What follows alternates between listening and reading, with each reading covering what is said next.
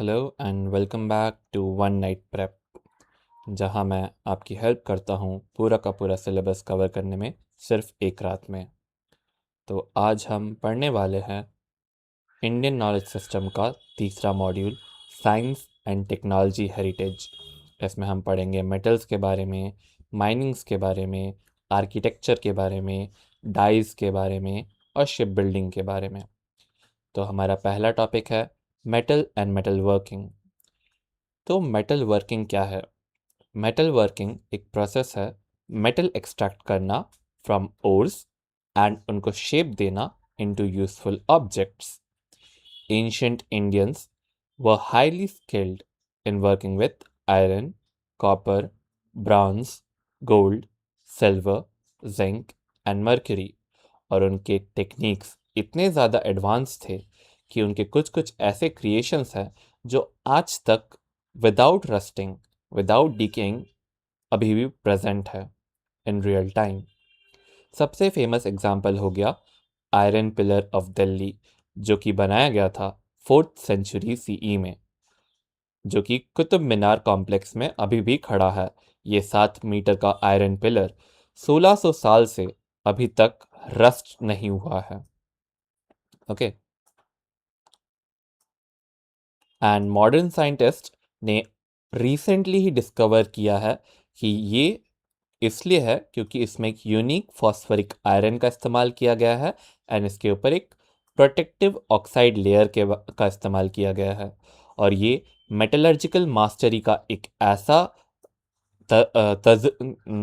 Like miracle है जो अब जाके ही 21st सेंचुरी में साइंटिस्ट रेप्लिकेट कर पाए हैं। आज 21st सेंचुरी से पहले हम लोग रेप्लिकेट नहीं कर पाए थे आज तक। अब हमारा अगला टॉपिक है वुड स्टील। वुड स्टील, जिसको उकू स्टील या डेमास्कस स्टील, जी हाँ, वर्ल्ड फेमस डेमास्कस स्टील, जिसका रियल नाम है वुड स्टील या उकू स्टील। इसका इन्वेंशन साउथ इंडिया में हुआ था। ये एक हाई क्वालिटी स्टील है जिसको अपने समय में फाइनेस्ट स्टील के नाम से भी जाना जाता था। इसका इन्वेंशन अराउंड 300 BCE में हुआ था। ये एक बहुत ही ज़्यादा स्ट्रॉन्ग स्टील है जो शार्प एज होल्ड कर सकता है एंड इसमें डिस्टिंक्टिव वेवी पैटर्न्स शो किए होते हैं। इसका एक्सपोर्ट हुआ था इंडिया से Middle East and then to Europe, जिसको वहाँ पे वर्ल्ड्स फाइनेस्ट स्टील का खिताब मिला था। इसके अंदर एक special wootz crucible smelting technique का इस्तेमाल किया जाता है। इसमें बेसिकली हम मेटल को मेल्ट करते हैं, मेटल को, एलॉयज को और कार्बन रिच मटेरियल और आयरन को मेल्ट करते हैं, फिर रिफाइन करते हैं एक स्पेशलाइज्ड हाई टेम्परेचर कंटेनर में, जिसको हम क्रूसिबल कहते हैं। तो इसमें हम आयरन को कार्बन रिच मटेरियल्स के साथ मेल्ट करके एक अल्ट्रा हार्ड स्टील बनाते हैं। और ये कई दशकों तक, कई सेंचुरीज तक, कई मिलेनियम्स तक वर्ल्ड्स फाइनेस्ट स्टील का खिताब था इसके पास। अभी तो हमारे पास इतनी टेक्नोलॉजी है कि हम इससे भी बेटर बना सकते हैं, but Damascus steel was the trend. फिर आता है mining and ore extraction. Mining क्या है?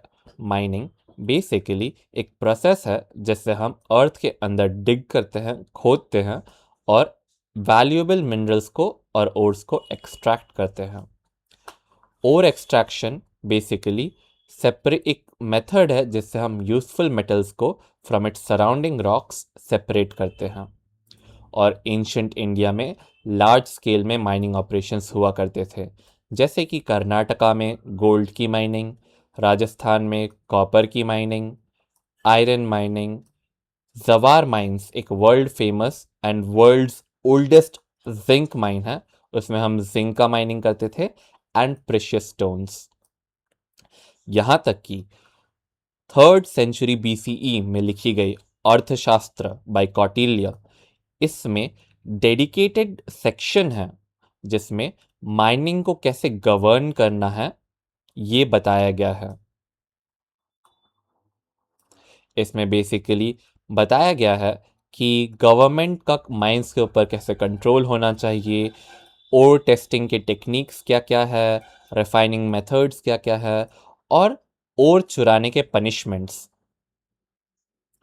और ये दर्शाता है कि उस टाइम पे माइनिंग जो था एक हाईली ऑर्गेनाइज्ड स्टेट एक्टिविटी हुआ करता था। अगला है structural engineering and architecture.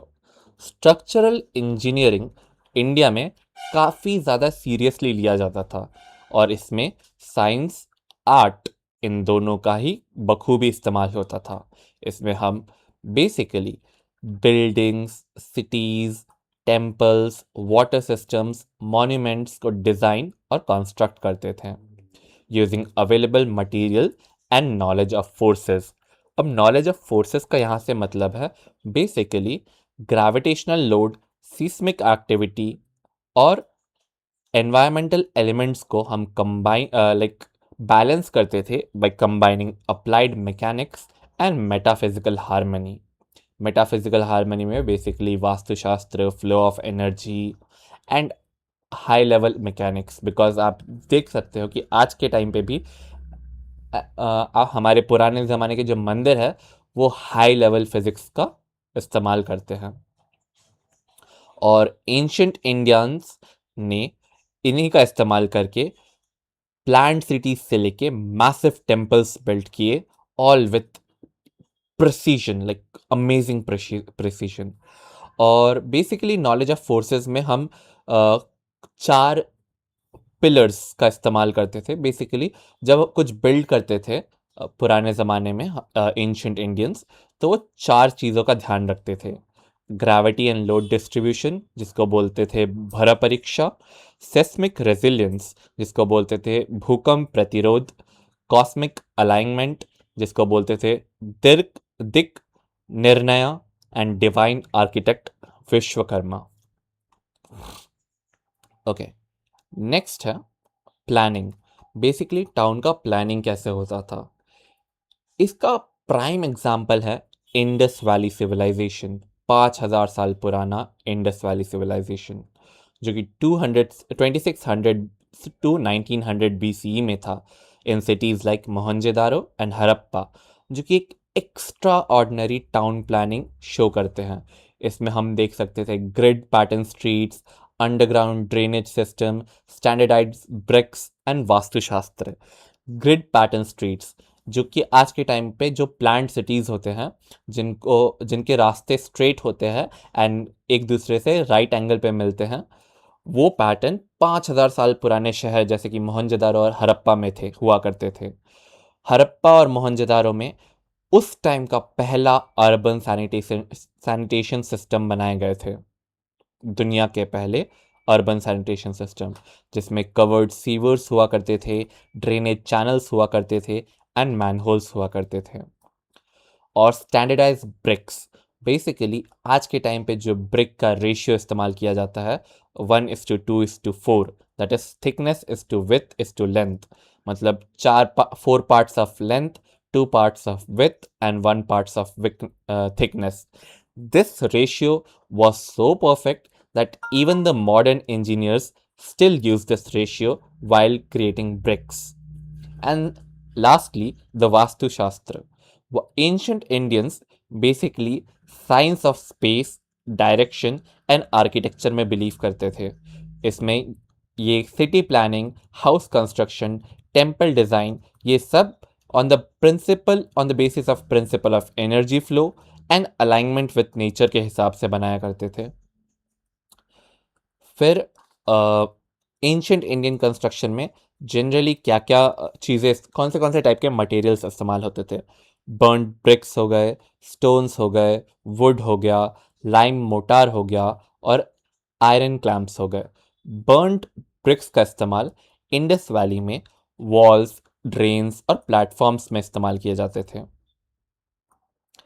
Stones का इस्तेमाल टेम्पल्स और पिलर्स बनाने के लिए, जैसे कि अशोका पिलर, और किले बनाने के लिए किया जाते थे।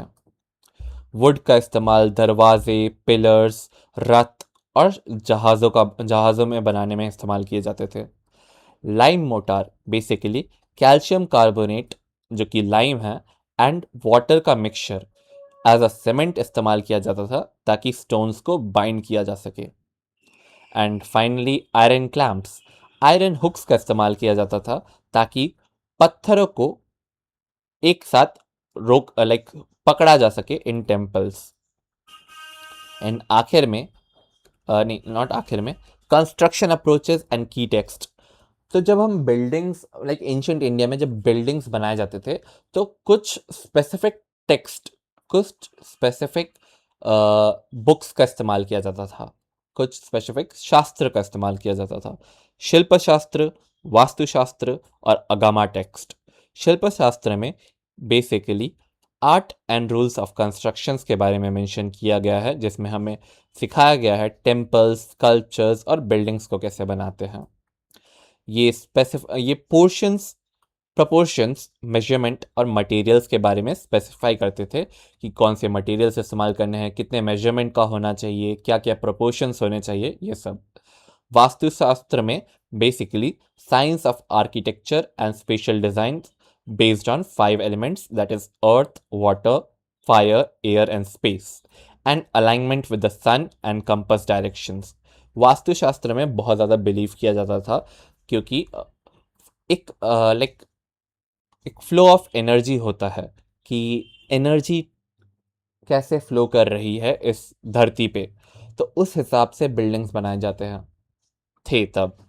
आज के टाइम पे तो नहीं बिलीव किया जाता, बट उस टाइम पे बहुत ज़्यादा बिलीव किया जाता है। And I think may be कुछ रीज़न होगा क्योंकि वो इतना ज़्यादा टेक्नोलॉजिकली एडवांस होके भी वास्तुशास्त्र का इस्तेमाल करते थे, तो कुछ तो रीज़न होगा ही।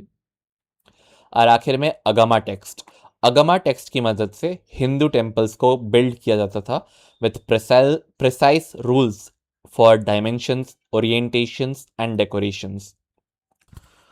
और कुछ ऐसे नोटेबल अचीवमेंट्स हो गए, बुद्धिस्ट स्तूप जैसे कि Sanchi stupa, rock cut caves जैसे कि Ajanta and Ellora, step wells like Rani Ka Vav in Gujarat, and massive temple complexes like Brihadeshwara Temple, Konark Sun Temple, and so on.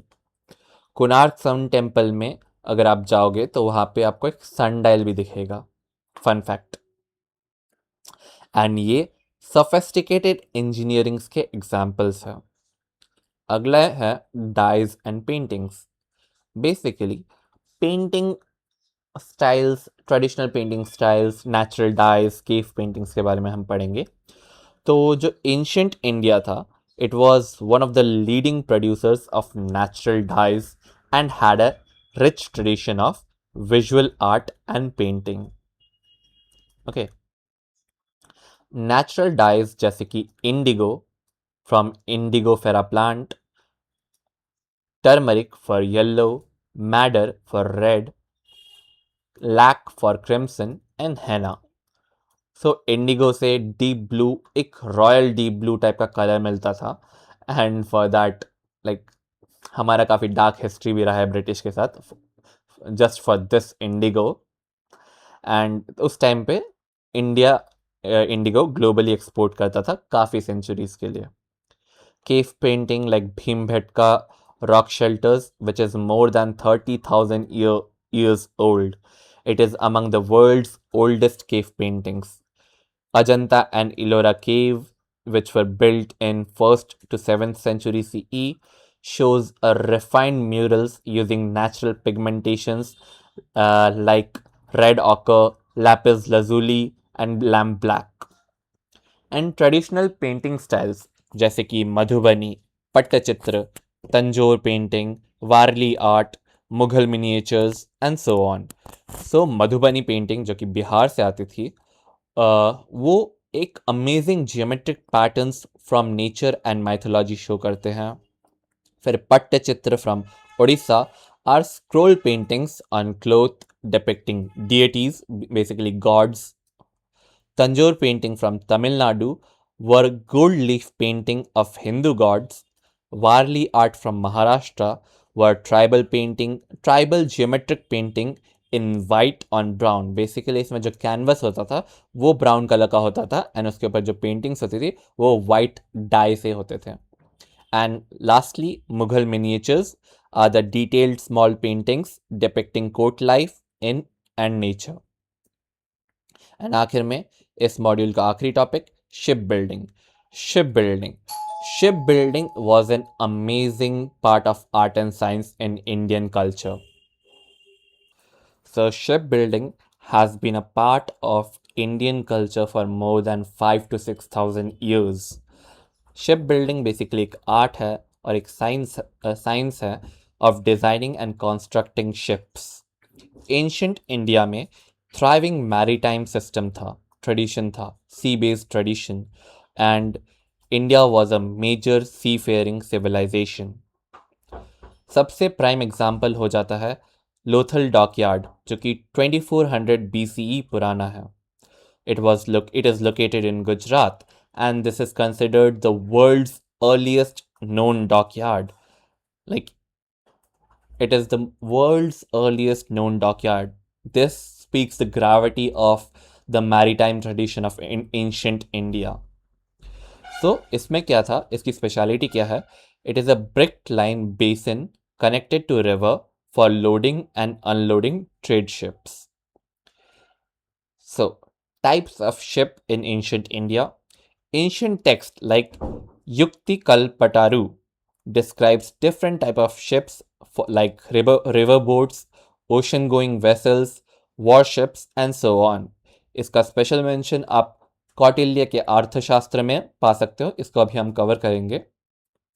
And ancient text like युक्ति कल्पटारू, इसमें details दिए गए थे कि किस तरह का लकड़ी का इस्तेमाल करना है, कैसे शिप्स बनाने हैं और कैसे शिप्स को वाटरप्रूफ करना है. एंड शिप्स के बारे में अर्थशास्त्र में स्पेसिफिक सेक्शंस हैं जिसमें जैसे कि कौटिल्य के टेक्स्ट में सुपरिंटेंडेंट ऑफ शिप्स के बारे में मेंशन है, शिप्स के टैक्सेशन के बारे में इन रूल्स दिए गए हैं एंड किस किस साइज के शिप होने चाहिए ये भी बताए गए हैं. और trade routes. Indian ships Mesopotamia, present day Iraq, Egypt, East Africa and South East Asia से ट्रेड किया करते थे regarding spices, textile and precious goods.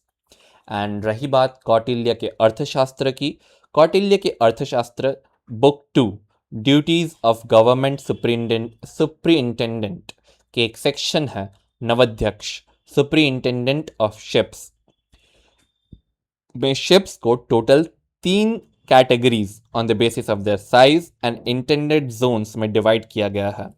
पहला सर्वमंदिरा, सबसे बड़े ओशन गोइंग वेसल्स जिसको लॉन्ग डिस्टेंट वॉयजेस के लिए इस्तेमाल किया जाता था. दूसरा मध्यम मंदिरा जो मिड साइज शिप्स हुआ करते थे for coastal voyages and river to sea transition. And आखिर में अगर मंदिरा जो कि स्मॉलेस्ट वेसल्स हुआ करते थे strictly intended for inland waterways, rivers and ferries. With that, we have covered the third module. I hope आपके सारे डाउट्स क्लियर हैं इस थर्ड मॉड्यूल से. अगर कुछ भी डाउट है तो आप कमेंट सेक्शन में मुझे बता सकते हैं. And all the best for your exams. Stay with us for the fourth and final module. See you next time. Bye bye.